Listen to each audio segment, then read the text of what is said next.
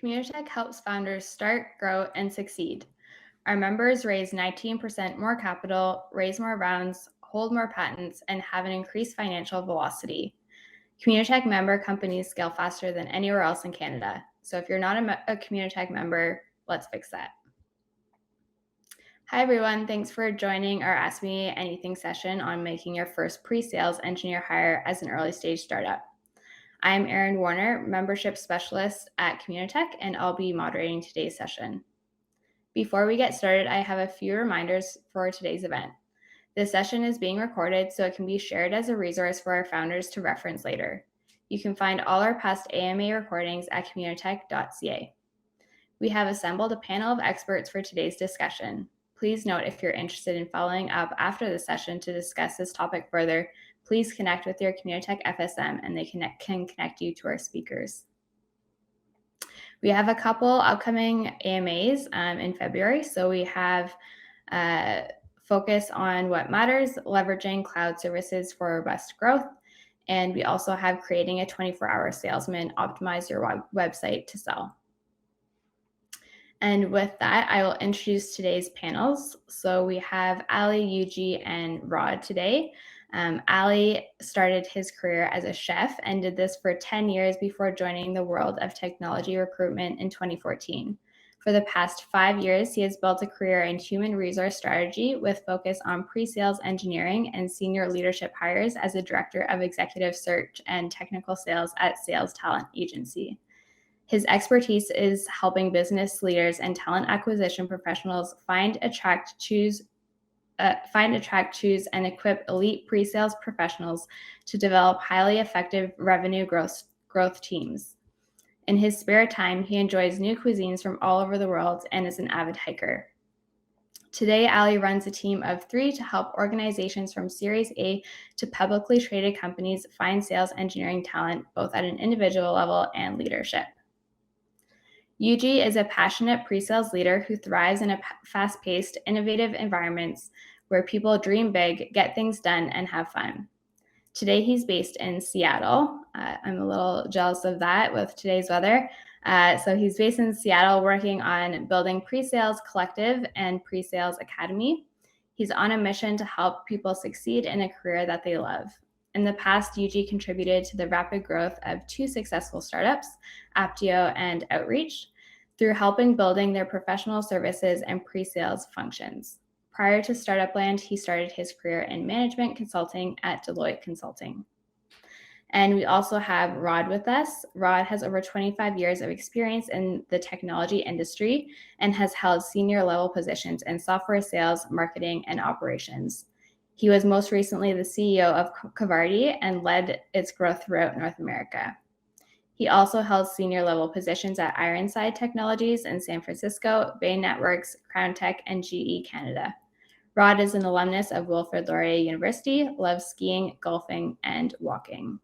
So with that, I would invite all 3 panelists up onto the stage and we can get our session started.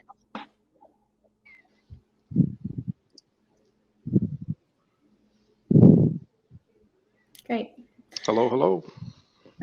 Hello. So my first question for you 3, I'm going to hand it over to Yuji. So what is a sales engineer?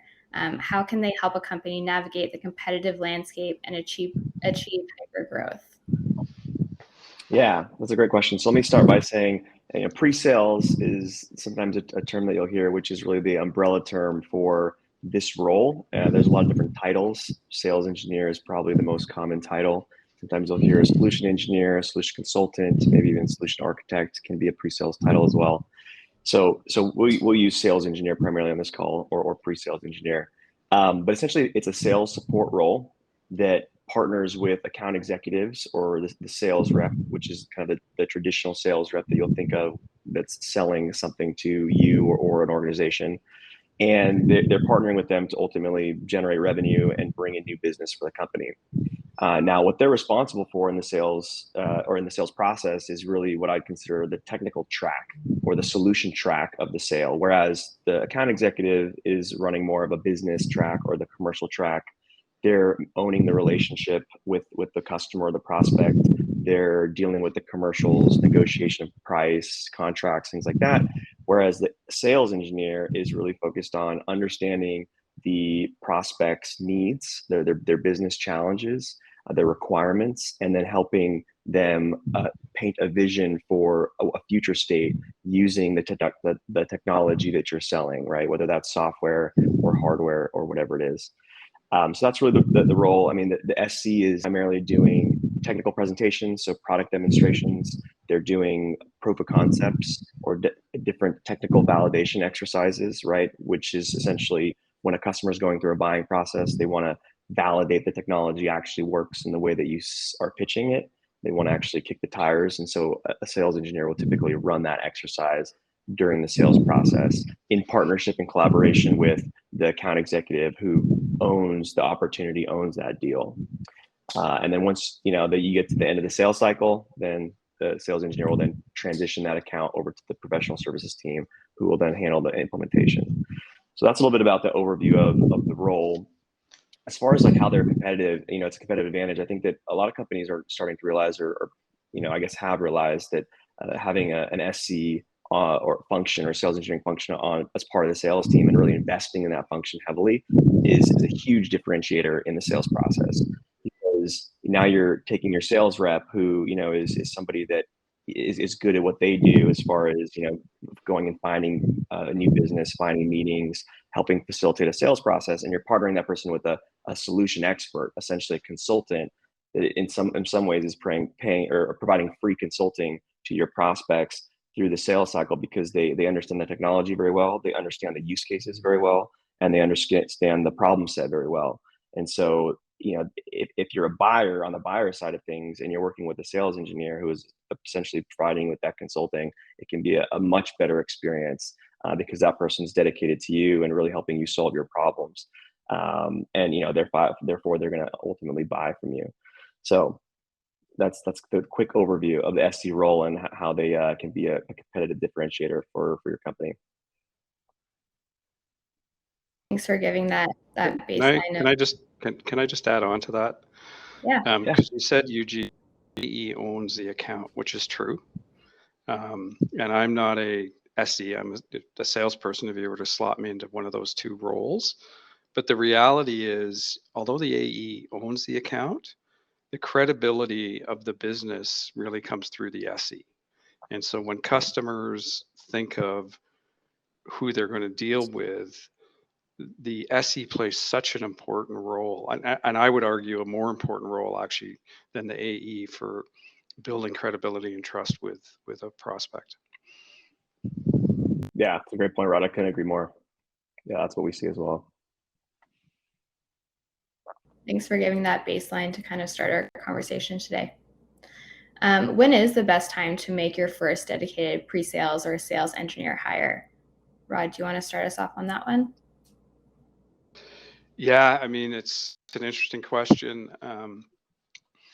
Obviously, if you're a startup, you've got to be mindful of money. But if you go back to the last comment I just made, where if you're trying to build trust and credibility with an organization, I would say day one. If you're going to hire an account executive, and it depends on the complexity of the solution that you're bringing to the marketplace as well. But don't tie the AE up into and put them in situations and areas where they're not going to be successful, and really put your business in a position where it can be the most successful with your prospects. Because as any new startup knows, getting your first customer is hard, right? And so you've got to work really hard to gain their trust and respect to do that. And I think the SE plays a very, very important role in that. I don't know, Ali, do you have anything you could add to that? That's for sure.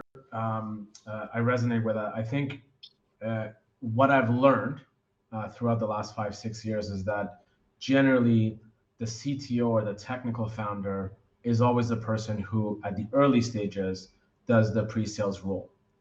And then once you get into a good Series A, right? Or even, if you, some people don't, but even Series B, at that time, that person has to step away and do CTO responsibilities. case, you're effectively, for your first sales engineer hire, is replacing the CTO who's acting as a pre-sales engineer, right? So I think when you have reached the growth phase where this is now a reality, that is when I've seen most organizations hire their first SE. So it sort of takes that responsibility away from the technical founder, which also could sometimes really fall on the product person as well. But those would be it, or that would be it. So Ali, which type of sales engineer is better to hire for, a technical SE or a functional SE? I think it really depends on sort of three major pillars, right? The first is, are you a complex solution, where you have, the average size deal is quite large, right? 100, 150K with long sales cycles and multiple decision makers, or a solution or a widget or something that doesn't necessarily require any sort of coding skills, right? So that's number one. If you are a very complex solution, you want to gear towards someone who has capabilities to help develop out, with the help of the engineers, a POC, because those things are very customizable and you need to have that versus having one that's off the shelf.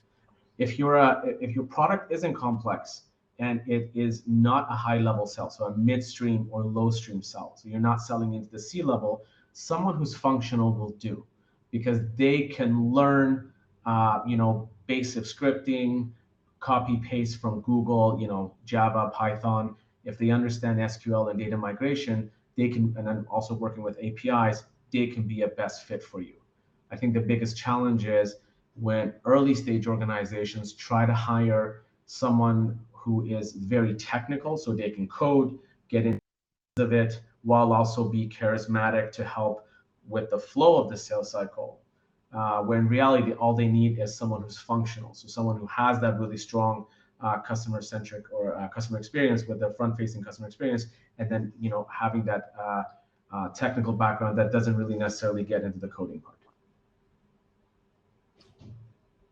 And then the third, one last part, the third is, I'm sorry, I said three and it skipped my mind. And the third is, if you are looking to hire a technical SE, you will pay considerably more than you would if you're to hire a functional SE, because technical SEs are those individuals who are not only good with the development, but they really understand the sales process as well and can help with a really good symbiotic relationship with the account executive to move the sales process forward. So understanding that if you want to bring a technical sales engineer, it is going to cost a lot more than if you were to bring a functional. So it also just depends on how much budget you have for your first hire. Yuji or Rod, do you have any thoughts on that? Yeah, I'll add quickly too that some of it will depend certainly on what the other guys mentioned around the complexity of the solution, but I think a lot of it is also what do you have and what are you working with already, and also kind of where are you going for planned headcount, right? If you have a bunch of account executives on the team that are seasoned veterans and on very strong sellers, then you can probably forego some of that experience with the candidate you're hiring and probably focus more on the technical. It's going to be really, really hard, especially in this market, to find somebody that hits every single mark for an SE as far as the technical, the functional, the domain, the sales experience. So you're going to have to kind of pick and choose which are most important to you based on the team that you have, and then will be very complementary to the team that you already have, and also for the additional hires that you're going to make over the next 6-12 months. I can speak to my recent experience. We've grown as a company from 25 people about 18 months ago. We're now close to 100. We've hired both functional and technical, so we have a mix. And we've taken a little bit of a different approach, and this is how much weight we put onto this particular role. Because typically what you'll see in companies is a ratio of 1 SE for 3 AEs. That's kind of the industry norm. We value it so much. We have a technical platform that we're selling, long-term enterprise sales. And so we have a ratio of 1 SE to AE. And then we have sort of more of your functional skill set who are initially interfacing with clients. And as we get into the sales cycle and start to do use cases and proof of value type things, and then we pull in the more technical side of the house to help out on that stuff.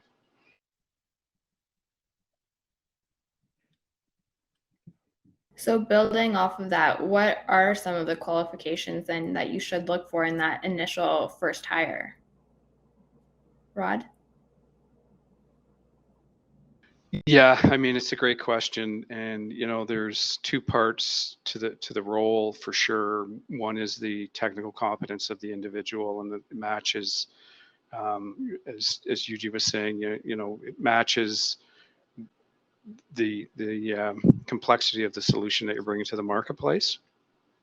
But I think what's really important is the sales side of it and the relationship side of it. So communication skills, being credible, being professional, meeting your commitments, all those sort of baseline things that you look for, because at the end of the day, you are in a sales role, right? And we'll talk about compensation, but your goal is to land and expand new accounts. And so, you do need to have that ability to interact with people, whether it's other technical people up to senior level C-suite executives in large accounts, because you're the person that's going to be doing the demos and interfacing and understanding their business pains and helping them solve those business pains. So, that's where it gets tough, because you'll have people who are very good technically, but don't necessarily have the human skill sets that you would look for. And then you have people who have the human skill sets, but they don't have maybe the technical depth that you're looking for. And that's why, as Ali said, you can pay a lot of money when you find the right person with the right skill set. So it's a good career. Yeah, I'll just pile in there too. I think, aside from the technical and the functional experience, I mean, I think it's, for your first hire, you want to de-risk it as much as possible, and you get somebody that is super experienced and ticks all the boxes. But the reality is it's going to be very hard to do. So you have to kind of pick and choose the qualifications that make the most sense. But I think, like, as early startup folks, right, it makes the most sense too to make sure you're finding somebody that probably has experience in that environment, in a startup environment, right? So, sometimes it gets enticing to go and hire a very experienced SC out of ServiceNow or Salesforce because they have very, very strong sales engineering teams. But, somebody I think that I would prefer is somebody that has been through the startup grind before, right? They understand how to be resourceful. They understand working in an immature sales team, right, where things are evolving and changing quickly. So somebody that can kind of handle that environment really well is probably somebody that can also learn whatever gaps they have, right? If it's on the technical side or the functional side or the sales side of things. So that's probably what I look for the most, especially for my early hires in a startup. I'm going to throw it back to you, Yuji, with this question. What are some considerations when setting the foundation for your pre-sales team? Yeah, that's a good question, because what I like to do too is, I think the title of this is making your first hire, but you also obviously want to think down the road, 3 months, 6 months, 12 months, 18 months down the road, what is that team going to look like? And when I think about it that way, I love to bring folks in that ideally have experience, but also have leadership potential, right? Somebody that can potentially be that first SC as an IC, an individual contributor, but also help to start lay the foundation for a team.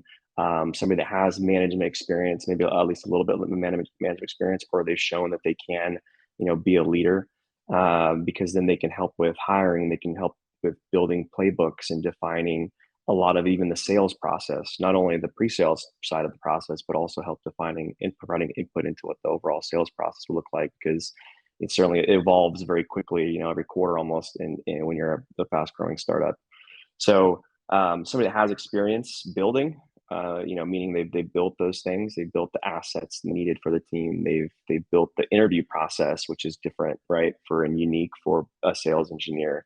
I think those are the kind of things that you want to really consider. And then, like I mentioned earlier, you also want to think about you can't find that unicorn with all the criteria that we all want for every hire. So it's how do you build complementary skill sets across your team, right? I think Rod was mentioning you're going to maybe have to hire somebody that is super deep technically so they can support the team when those conversations are needed in the sales cycle. But then maybe you want somebody else that has a different, domain expertise. So they've been on the customer side. They understand what the customer is going through at a deeper level because they've been in their shoes. And so you can kind of start to formulate a team, assuming you're going to be hiring and adding headcount to that team over the next, 6 to 12 months. You can start to think about your team and how you want to form it in advance as you look at those hires. And it makes hiring a lot easier because then you're not looking for somebody that can do it all with every single role you're trying to fill. Those are the first things that come to mind for me. Anyone else have any additional thoughts on that? No. So we talked about the first hire and we talked about the team as a whole. When should you hire your pre-sales leader? Rod, do you want to take that one?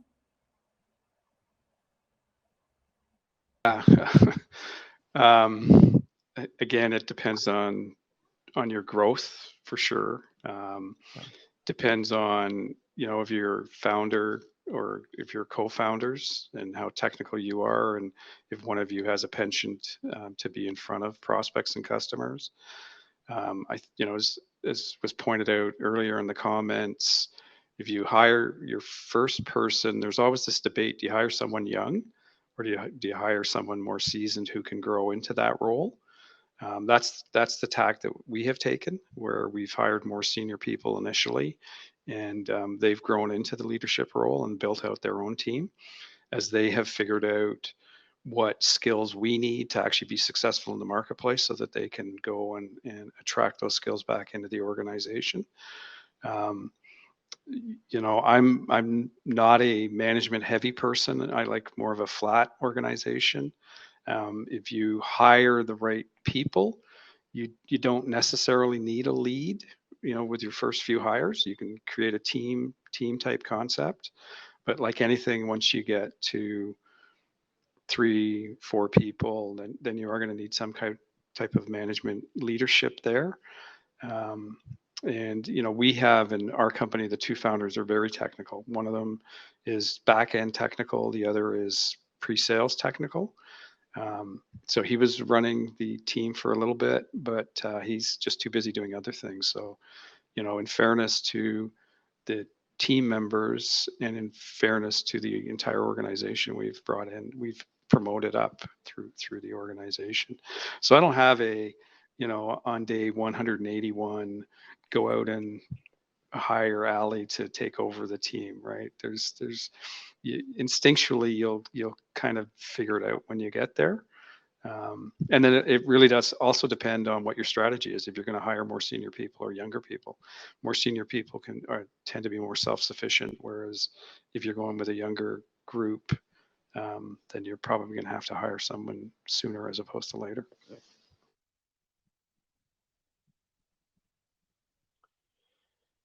Yeah, those are really good points. I'll just add really quickly that, if you think you're going to hire or need to hire a pre-sales leader in 12 months from now, I'd say start looking in 3 months at the latest, because it will take you a long time to find a good leader if you want somebody that's experienced. But I also do like the approach of your first couple hires being more experienced SCs who have that potential to grow into the role, because it's very helpful if you've operated as an IC before you then move into a management role, especially because you have to be more of a technical expert in the SC role. The one thing I'll add to that. Oh, sorry, good. No, you can add to it. This is just off of when that should be. When I think one of the most important things, and we discussed it earlier, is that sales engineering has a definite impact on the success of any deal. And when you want to bring a sales engineering leader, I think the most important thing to understand is, as you get bigger and there are more complexities around your solution, your sales engineering leader, along with the VP of sales, are both executive sponsors to making sure that they get the deal, over the line. And it's really important to be able to have that person join when you're at that level, right? Where there is now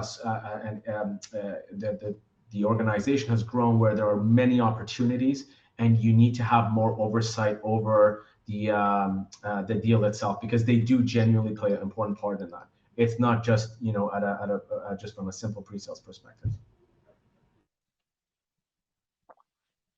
Ali, let's get into the hiring of this person. So what are the 3 main types of compensation models you should consider when hiring for this role?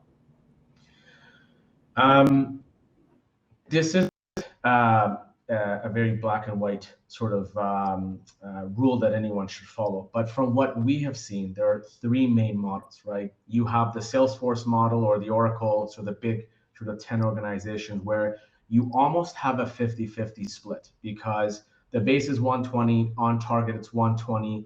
They manage anywhere between 1 to 10 AEs, depending if it's SMB or enterprise. And that the quota of all the AEs that they're responsible for. And so as those quotas get fulfilled, they get commissioned on it. For large organizations, it does tend to be more 50-50 split, right? Now, we worked 2 years ago with NICE, right? A global organization in the call recording center. They had a 30-70 split, which is then coming into the second model, where you have a higher base, but a lower commission gate, and it's uncapped. But that's also mixed in with a few MBOs, right? Manager-based objectives, where they do these types of surveys, or anything where they're responsible other than just what their responsibilities are with regards to driving the sales. So the second model is really, you get into like a 60-40 or a 70-30 split, right? Most early stage organizations can't offer a 50-50 split. That doesn't exist. It's too rich. And so what they do is that they offer a higher base to get someone competitive, a lower commission structure that's uncapped, but it does make sense from a financial perspective. The third model, which is like, it's almost like an 80-20, where like 80% of the total income is your base and 20% is there. You don't often see that because, you don't often see it, but that is the least favorable model, because sales engineers are very much so invested in getting these deals closed, working very closely with their AE counterparts. And so if you're not going to commission them and incentivize them on that, what is the purpose behind driving that behavior? Because ultimately, remember, sales engineers are sales folks just as much as they are technical folks. And with any good commission structure, you need to be able to incentivize your SEs so that they are just as much invested, versus, one of my favorite sayings with this, show up and throw up, right? You come in, do your demo, and you're out, right? So to that, it doesn't drive behavior and it doesn't drive success. But I think the best model is to go after, the 60-40 split or the 70-30 split with an uncapped structure, meaning that if the team as a whole, let's say there's 5 people, the quota is like 2.5 million. If the team as a whole gets to that 2.5 million, anything above that, they can get incentivized with accelerators. And that's how you really drive and get the most out of all your SEs. But those would be the 3 main sort of things that we've seen. Now, like I said, it differs from one organization to the next. There's a lot of complexities, but that's generally the model. That's it. Yeah, comp's always a fun topic here, and I have an opinion here as well. I'm a big fan of some people will call it the socialist plan or the team plan, but it's similar to what Ollie described. Where 70% of the compensation or the OTE is base, 30% is it's not paid in individual commission, as in they're not getting paid on the specific deals they're selling, but they're getting paid on a team number. So that could be the company number if you're a small company. It could be a regional number or a segment number. But it's basically they're getting paid all the same. They still have opportunity to have upside if the team or the region or whatever that target is overachieved upon. But they also have the downside as well, just being a at-risk portion of their compensation. But the reason I like the team model, especially when you're in a fast-growing startup environment, it really supports collaboration, because everybody's incented to help the team be successful. Sometimes if you have individual commission with some folks, they kind of just want to go after whatever deals they're working on. because that's ultimately how they're getting paid, and they're not getting paid for supporting their teammate. That's not to say they won't, right? But it's just a different incentive model that creates different behaviors, and that's ultimately what you're driving with your incentive structure. So eventually, I think it makes sense, especially in situations where, if you're selling to whales, right? You're selling to the Fortune 1000, your deal sizes are $1 million plus. Then for that segment of business, I'd say that a more individual compensation plan makes sense for SCs. But I think anything aside from that, and especially in a fast-growing environment where you're constantly adding new SCs to the team, it's helpful for everybody to take those new SCs in, help be supportive, and create that support system for them to be successful. And I think that the team-based compensation model is helpful there.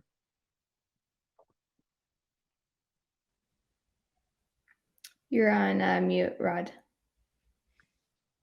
That's how we do it. We have the AEs have their individual quotas, but the SC team is commissioned on the overall target for this. It's also a lot simpler from a calculation perspective, and there's less debate at the end of the quarter as to payouts. So, Ali, can you speak to when to sell and when to buy a candidate in an interview stage? It is really important for early stage organizations the best hire, right? You want to check off 7 of the 10 main requirements that you're looking for. Most often organizations love hiring from larger corporations because they come with the understanding of process, operations, messaging, and they could really come in and instill that early on and put that into play because they have the experience. Or they can even get people from mid-stage companies, 250 to 1,000, because at that point there's, they're segmented so that there is leadership and then there's process and operations. And so a candidate is going to come in and sell themselves, how collaborative they are, how successful they've been, large deals that they've been able to close, how technical, the whole 9 yards. But what early stage organizations also need to understand is that now more than ever before, there are always many more opportunities that are out there than there are individuals, right? And so you really have to sell that candidate on yourself, on your culture, and on your organization.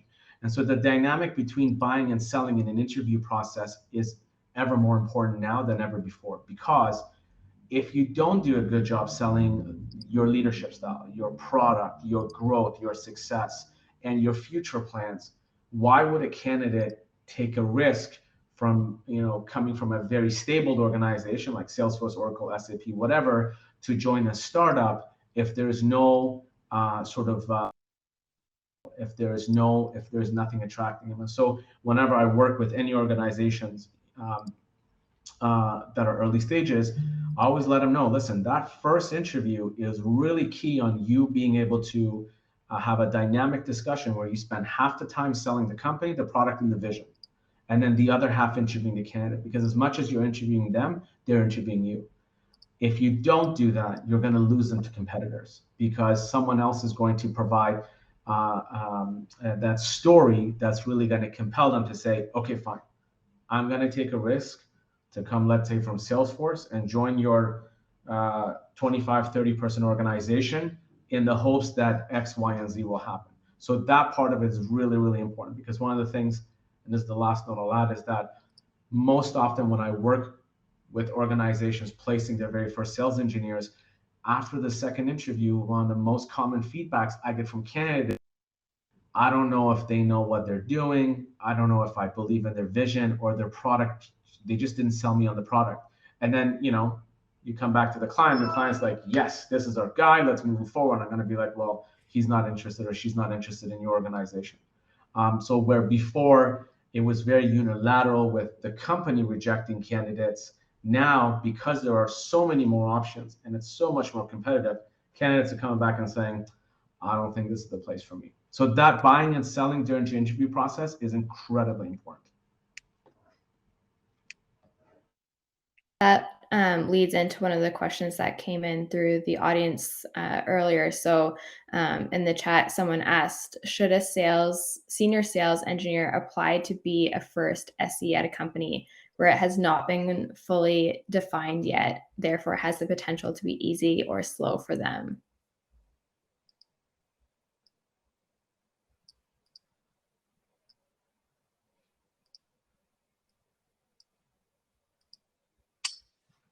I mean, I would say it depends, right? I think that there's a lot of questions if you want to interview or you're going through the interview process to ask, right, to understand what the structure looks like, who's on the team.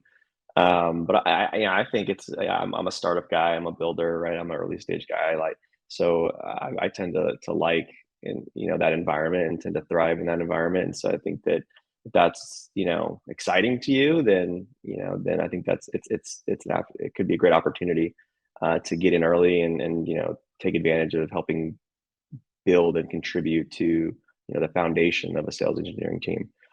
But I think these are all the great questions to ask, and I think to Ali's point earlier too, it's I think structure and process and things like that can be built out, right?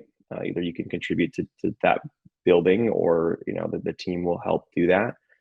But the product is something that you really want to also understand very deeply before getting into an SE role, because I think people have lived it before. The product isn't quite there and doesn't compete well in the marketplace, then it's going to be tough to ultimately sell it effectively. So I think that's kind of the key thing you want to look at when interviewing for a company. Hope that answered it. I don't know if I got the whole question entirely, but hopefully that answered it. Yeah, I think so. Yeah, and I would just add on to that, based on our experiences, the early stage folks are building out the processes and the operation. They're doing a lot of documentation.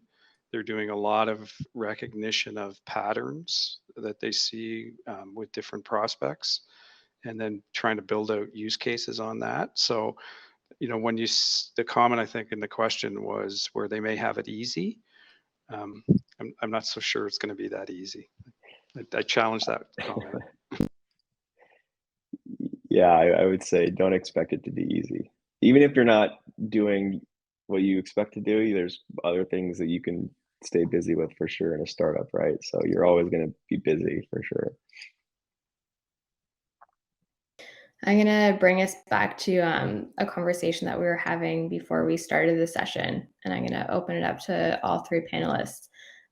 Why are there so few female SEs?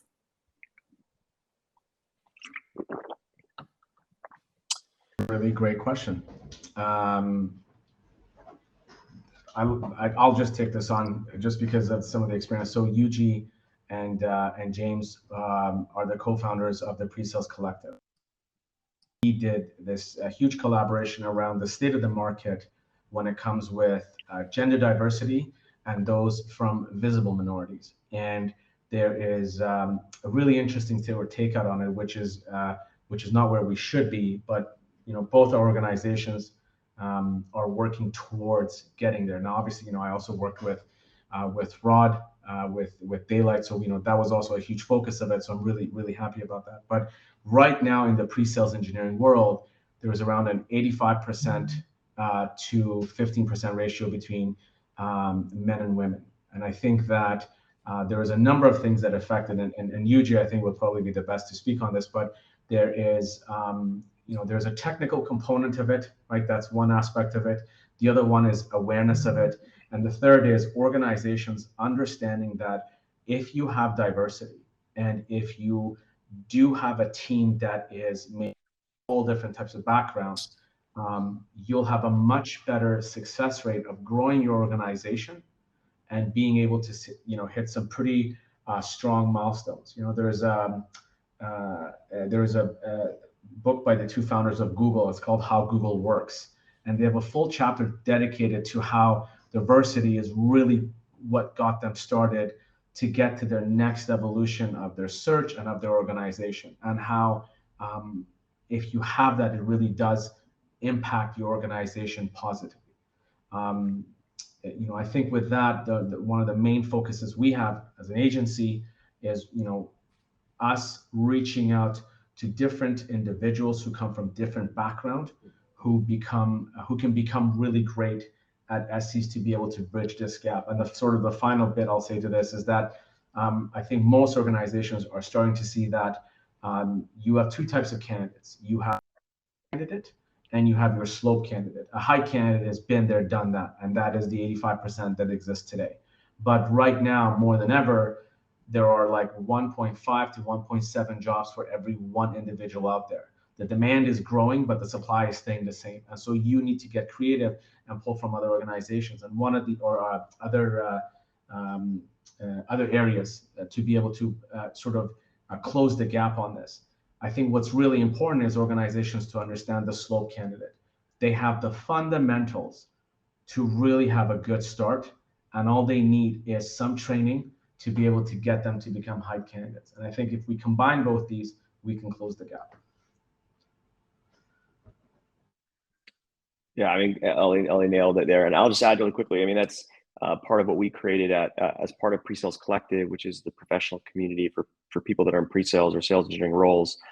We actually just launched last summer PreSales Academy, which is intended to help bring more diversity into pre-sales function, because it, as Holly mentioned, it still is and has historically been very white male dominated. And so what we're trying to do is make sure that everybody out in the world knows that, hey, this is a great role for anybody, that enjoys being customer facing and enjoys being hands-on technology. And so through PreSales Academy, which is like a 10-week part-time boot camp, we're trying to partner with a lot of different communities and organizations and groups that really are supporting getting more women into the profession or underrepresented groups into the profession as well. And so that's something that is part of our mission and something that we've been working really hard on. So yeah, I mean, it's still a problem and fairly imbalanced, but something that is super important. And then we continue to try to put a dent in. I'll add two points. It's not just pre-sales; it's in sales as well, right? Like the percentage of account executives in technology companies who are women is just slightly north of 20%.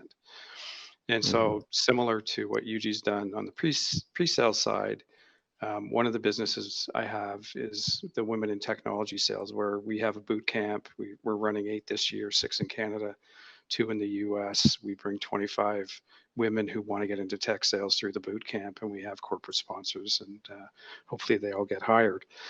So it is an industry problem. And I think the second thing is, if you do some research, when women look at job descriptions, if they don't hit 100% of what the company's asking for, they tend not to apply. Whereas men, if I hit 50%, I'll apply, because I can talk my way through the other 50% of it going forward. So there is some of that going on as well. But gosh, we have, and Ali, you may remember, we hired a woman who was in the hospitality industry. She took over running the internal POS systems and computer systems within the restaurant that she worked in. She took a 1-month crash boot camp. We hired her, and I said to her in 2 interviews, I have no idea why I'm talking to you, because you don't have any experience in any of the things that we're looking for. But she had the right attitude, and she's just smashing it now. This is, I guess we're about 15 months later. So yeah. That's great. I'm really happy. That's really good. For a second there, I don't know where that was going to go, but that's really good. That's all the questions that we had from today. If anyone has any last minute questions, you can throw them in the chat now. We still have a couple minutes. So let us give people a little bit of time if they have any final questions. Are there any last minute thoughts any of our speakers wanted to throw out there?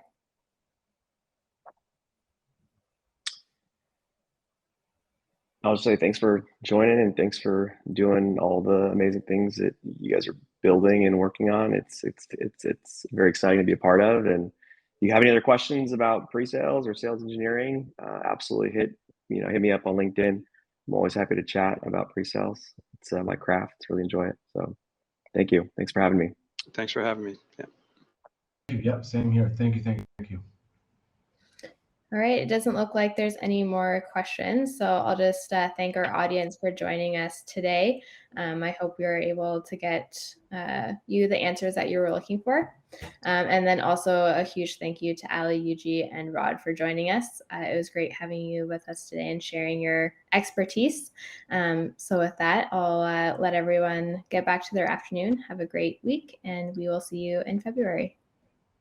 Take care. Bye now. All right. Thank you all. Bye now.